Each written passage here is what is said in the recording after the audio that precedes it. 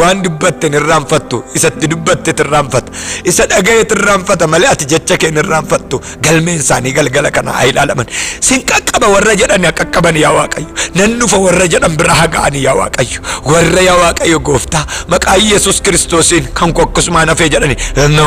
akkasiin hin hafu kan jetteen maqaa Yesuusiin galgala kana kottuuti harka isaanii qabe galaana isaan ce'uu dadhabanii gamana dhaabatanii ilaalan yaa Waaqayyo kottuu ce'isi yoomi dhuga baatiin kan koo yoomi kana yaadatamu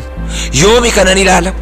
yoomi fuula keettanaaf kan dhuftu yoomatti qilxuan jaltaa'u jalaa yoom nakaasta yoom harkana qabda yoom dookimantiin koo ilaalama yoom ikoonomiin koo ol ka'a yoom akka namaa ol jedhee deema yoom akka namaa kolfee hafa yooman kolfa sirrii kolfa namoota jedhan yaa Waaqayyo har'a sin argita lafa isaan jiranu beekta maal keessa akka isaan darbaa jirani beekta maal keessa akka isaan ta'aa jirani beekta yaa Waaqayyo namni kolfuu keenya duwwaa beeka shamiizii miiccannee uffannee baane kana duwwaa beeka ati garuu yaa Waaqayyo sanuu galgala ciisnee siree keenya irraa aadnu cittuunu tuffannee bullu wajjin nu beekta Yesuus cabaanu nyaannee bullu yaa Waaqayyo isa nuyi cabaa irratti nyaannu si malee eenyutu beeka isa nuyi gamatti gallu si malee eenyutu beeka Yesuus waan nuyi keessa darbinu si duwwaatu beeka namoonni yaa Waaqayyo diddibannee ba'uu keenya duwwaa beeku namootni yaa Waaqayyo gooftaa isa nu sobnee kolfinu duwwaa beeka dhugaa kan nama kolfisiisu si duwwaadha kolfa dhugaa kan nama laatu si duwwaadha kolfi keenya nama bira hin jiru gammachuun keenya nama bira hin jiru boqonnaan keenya nama bira hin jiru Yesuus ilma Waaqayyo haala nama kadhataa jiru kana keessa namoonni jiran galgala kana kadhata kanaan yaadataman yoomna qabdaa yoomna manna qixxeessitaa yoomna kolfisiistaa yooman jechuu keessaa ba'a yooman ol jedhee akka namaa adeema yooman akka namaatti namoota jedhan Yesuus ilma Waaqayyo galgala kana dhimma isaanii xumuri ijji kee gara isaanii ilaalu galgala kana kolfa sirrii gadhiisiif galgala kana kolfa sobaa keessa yaa Waaqayyo isa isaan seeqqatanii darbanu keessa baasi galgala kana garaa koo irraan dhimmeessi kadhadha beekta garaa koo Yesuus Kiristoos maqaa gooftaa Yesuus Kiristoosiin seenaan obbolootaa geeddaram akkasumatti aduunnatti dhiitii otuun harmee koon qaqqaba jedhu otuun abbee koon qaqqaba jedhu otuun obboloota koon qaqqaba jedhu mandara kanaaf kanan godhatuun jedhu man barumsaa keenyaaf kanan godhatuun jedhu hiriyoota koo baay'een qaqqaba jedhee namoota baay'eedhaaf proomisiin gale namoota baay'eedhaaf aizoachuu jedheen hin ture amma an nama ta'utti na eegaa jedheen hin ture yoomi kan jedhani lafa laalee na feer kan jedhan natti darbaa jira kan jedhame otuu naan darbin otuma mandara kana keessaa naanna'u otuma biyya kana keessaa naanna'u otuma nasii daaddisu natti darbaa jira namoota jedhani sinitti hin darbu aduun sinitti lixu jettee kan itti dubbatte kakuu duwwaa taane abjuu duwwaa taane ergaa duwwaa taane yaa Waaqayyo nu sossobe Waaqayyo jedhanii warra yaa Waaqayyo hirqinfataa deeman utuu deemanii ofirra gattaanii warra imimmaan isaanii xaragatanii yaa Waaqayyo gooftaa jedhanii darbanii deemaa jiran waan godhan wallaalanii muka qaban wallaalanii namatti matan wallaalanii yoon dubbadhes maal godha hiika maalii qaba kan koosanuma jedhanii warra yaa Waaqayyo gooftaa ko jireenya haa ta'u jireenya maalin godha silaa maalan godha nan jiraadha silaa warra jedhanii deemaniif aduun kee baatu gooftaa ko yaa Waaqayyo aduu 2017 kan isaanii godhe laftitti dheenafin utuun beekina ba'anii akka Phexros utuun beekin waan abjuu fakkaatu tokko irratti godhe kadhata kootiin yaa Waaqayyo galgala kan akkati waa gootu amaneeni malee yaa Waaqayyo gooftaa kanan si kadhataa jiru maqaa gooftaa Yesuus Kiristoosiin qubi kee dingata dhufee gateetti isaanitti tabu zoorri gaafa jedhan si haa ilaalanu gaafa yaa Waaqayyo ofirra galagalan si haa ilaalani ijji kee ijji isaanii walirraa habu agartuun kee agartuun isaanii walirraa habu yoomi laata jedhanii yaa Waaqayyo afaaniin dubbachuu dadhabanii amma xumuranii jechaa warra deeman maqaa gooftaa Yesuusiin otoo isaaniin jedhin beetta garaa isaaniitti otoo isaaniin dubbatin beetta garaa isaaniitti maqaa Yesuusiin yaa Waaqayyo an argeen beekaa quba kee waan dubbatteef si duwwaa tamanamaadha yaa Yesuus keessaan ba yoomi laata kanko manni keenya yoomi ilaalama obboloota koo yooman qaqqaba firoota koo yooman qaqqaba harmee koo yooman qaqqaba aizosh jira aizosh jecha yaa Waaqayyo otoo walii gadi gangalchanii harka isaaniitti hin du'in harmeen isaanii otoo isaan walii gadi gangalchanii otoo isaan liqii jooranii yaa Waaqayyo wanti isaan barbaadan otoo harka isaanii keessan galin ittiin darbin yaa Waaqayyo maqaa gooftaa Yesuus Kiristoosiin galgala kana kottuu dafiiti qaqqabeef galgala kan waanuma hin jirre uumuu dandeessa macaafni abbaa Ibrootaa gaafa dubbatu boqonnaa 11 irratti kunoo akkas jedha waan hin jirrerraa waan jiru waan hin mul'annerraa waan mul'atu uumuu akkati dandeessu hin dubbata hin jirree jiraachisuu dandeessa hin uumamnee uumuu dandeessa qilleensarraa ammaartee laachuu dandeessa yaa Waaqayyo gooftaa eessaa fidda siin hin jedhani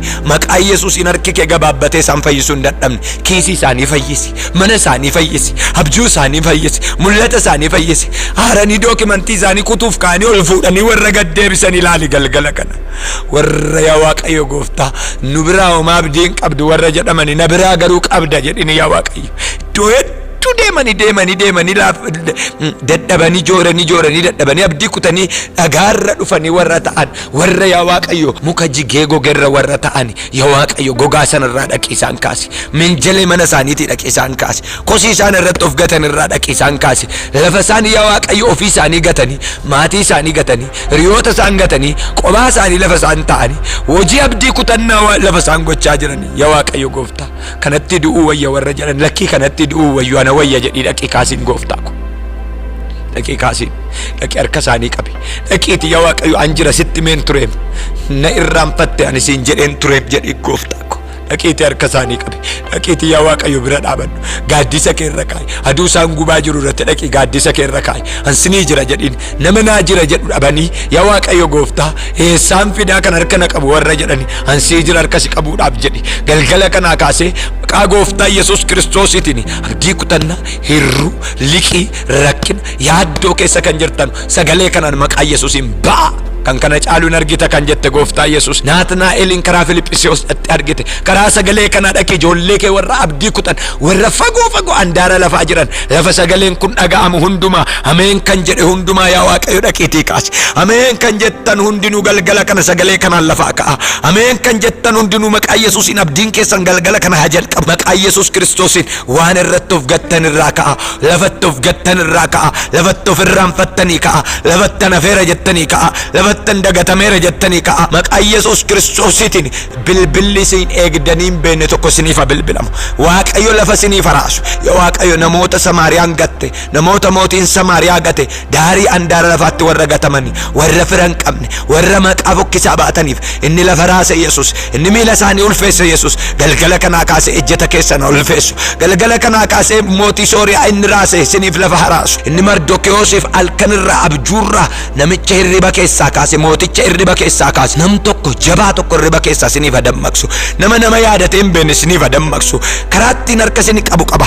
Filiphisiyoosiin Naatnaa'elin karaa Filiphisiyoos dhaqee argate karaa sagalee kanaa dhufee sina argatu karaa sagalee kanaa lafaa sina kaasu sagalee isaa erge isaan fayyise sodaa du'aa keessaas isaan baase jedha sodaa keessaa kan nama baasu Yesuus karaa sagalee isaati sin gargaaru gaafa barbaadu Waaqayyo waan biraa siniif hin ergu sansalata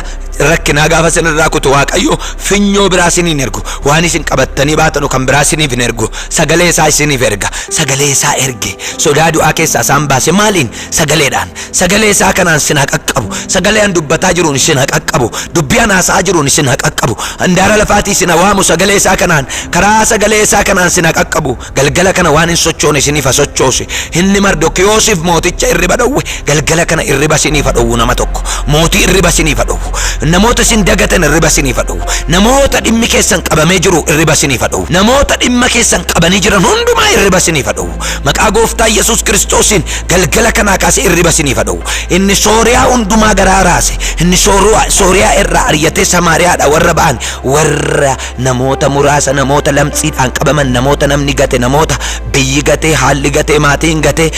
irraanfatamoodhaaf inni ka'e Waaqayyo galgala kana miila keessanitti ulfina haa kennu galgala kana Samaariyaa keessan raasu galgala kana Sooriyaa keessan raasu galgala kana Sooriyaan keessan socho'u warra dhimma keessan qabee jiru warra eebba keessan qabee jiru warra albuuda keessan qabee jiru warra dookimantii keessan qabee jiru warra galmee keessan qabee jiru warra biddeen keessan qabee jiru galgala kana siniif naasisu Waaqayyo lafa citaa keessaa kaasee Waaqayyo waan dhalootaaf ta'u galgala kana siniif kennu Waaqayyo Yesuusim gaadidduu keessaniin balbala banamu galgala kana sinii kadhadheera namuma ameen jedhe gooftaa ko namuma ameen jedhe namuma dubbii kanatti olii gale namuma kan kana caalutti darba jedhe waaqayyo dubbii isaaf amanamaadha kan jedhe godatti na beeka nama jedhe lafa onaatti na beeka nama jedhe maqaa koo wajjin na beeka nama jedhe qilxuun jala jiru wajjin na beeka nama jedhe nama iddoo ani hirqinfachaa turetti na beeka nama jedhe maqaa Yesuus Kiristoosiin harkaan qabe galgala kana yaa waaqayyo egaa sagaleen kee wanti inni keessaa nama hin baasne hin jiru sagalee kee kanaan keessaa baasi abjuu haaraa arga mul'ata haaraa arga sagalee kana sinii ergeera maqaa Yesuusiin ba'a waaqayyo galgala kana sin akaasu ilmi waaqayyo galgala kana mana keessanitti tagoru sinitti tagoru Yesuus galgala kana isinitti goree maqaadhaan sin waam lafa sinitti of gattanii sin akaasu lafa sinitti of irraanfattanii lafa namnitti sin irraanfate sin akaasu sinuma irratti banamu galgala kana sin eebbisaan jira maqaa waaqayyootiin akkuma Daawit maqaa waaqayyootiin sitti dhufa jedhe Gooliyaadiin galgala kana maqaa waaqayyo salafaa nama kaasuun isinitti dhufa galgala kana isa eebbatti nama baasuun isinitti dhufa galgala kana isa waan guddaa namatti kennuun isinitti dhufa galgala kana isa balbala namatti banuun isinitti dhufa galgala kana isa abjuu ganamaa namaa milkeessuun isinitti dhufa karra isinitti cufame keessaa ba'a hidhaa dhukkubaa keessaa ba'a abaarsa keessaa ba'a karra rakkinaa keessaa ba'a dookimentiin koo expired godheera lafa jettanii ba'a abjuun koo baqaa si'achi hin ta'u lafa jettanii ba'a Alaazaariin inni boolla keessaa baase dhagaa galagalchee inni boolla keessaa baase inni galgala kanaa kaase lafa namoonni tuqaa afuriin dhimma keessan cufanii si'achi inni naman ta'u si'achi isheen naman taatu si'achi inni hin argatu si'achi isheen dhala hin argattu si'achi isheen raambanamu si'achi waa'een dookimentii ishee afeera si'achi waa'een jijjiirraa ishee afeera si'achi waa'een nama ta'uu isaa afeera si'achi waa'een biyya alaa ba'uu isaa afeera si'achi inni waaqayyotti dubbate sun afeera waa'ee kee dhiisi lafa jedhamtanii ba'a maqaa gooftaa Yesuusiin ba'a maqaa gooftaa Yesuusiin ba'a maqaa gooftaa Yesuusiin ba'a maqaa gooftaa Yesuusiin siniin jedheera ba'a maqaa gooftaa Yesuusiin inni biqilaa minaanii lafa keessaa baasu galgala kanaa kaasee lafa sin awwaalamtanii sin baasu